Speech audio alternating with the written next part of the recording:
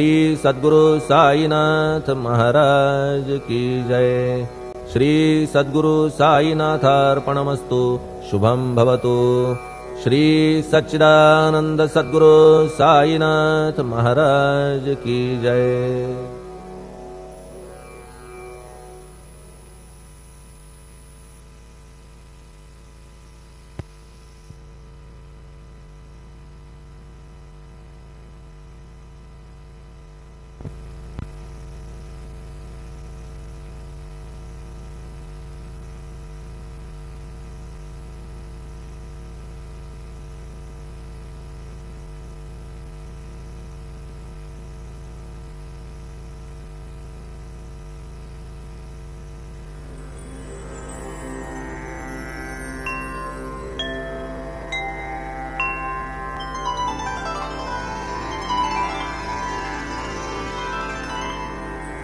अथ श्री साई सच्चरित अध्याय 39। श्री गणेशाय नमः। श्री सरस्वत्याय नमः। श्री गुरुभ्यो नमः। श्री कुलदेवताय नमः। श्री सीतारामचंद्राभ्यां नमः। श्री सद्गुरु साईनाथाय नमः। धन्य धन्य शिरडी स्थान, धन्य द्वारकामाई भुवन, जेथे श्री साई पुण्य पावन आनिर्वाण वावरले। धन्य धन्य शिर्डीचे जन, जया लागी इतुक्या लांबून, जेणे कवण्याही निमित्ते येऊन ऋणी करून ठेविले।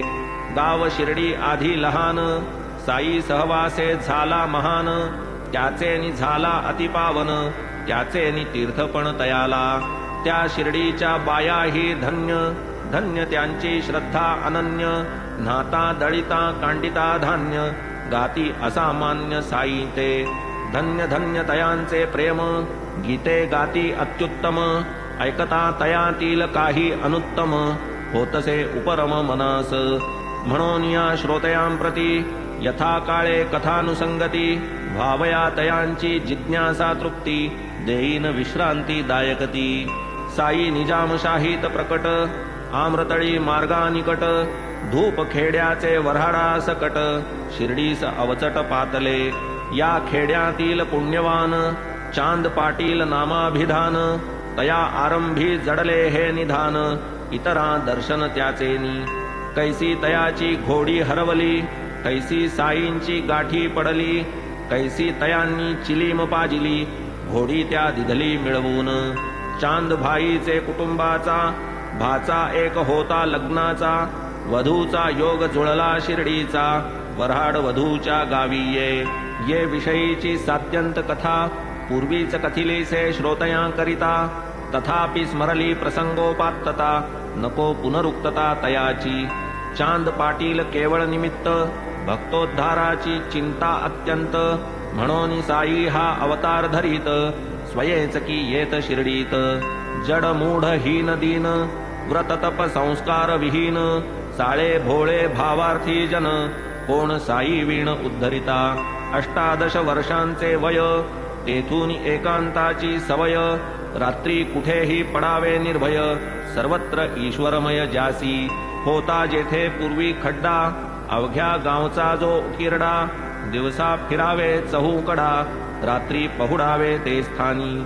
ऐसी गेली वर्षे बहुसाल, आला खड्ड्याचा उदयकाळ, उठला सभोवती वाडा विशाळ, या दीनदयाळ साईचा। अंती त्याच खड्ड्याचा गाभारा, झाला विसावा साई शरीरा, तेथेच त्यांना अक्षय थारा, झाला उभारा समाधीचा। तोच प्रणतवत्सल साई समर्थ, दुस्तर भवार्णव संतरणार्थ, ही निजचरित्र नौका यथार्थ, भक्तजन हितार्थ निर्मितसे। की ही भवनदी महादुस्तर, अंध पंगू हा भक्त परिवार, तया लागी कळवळा फार, पावेल पैल पार कैसेनी।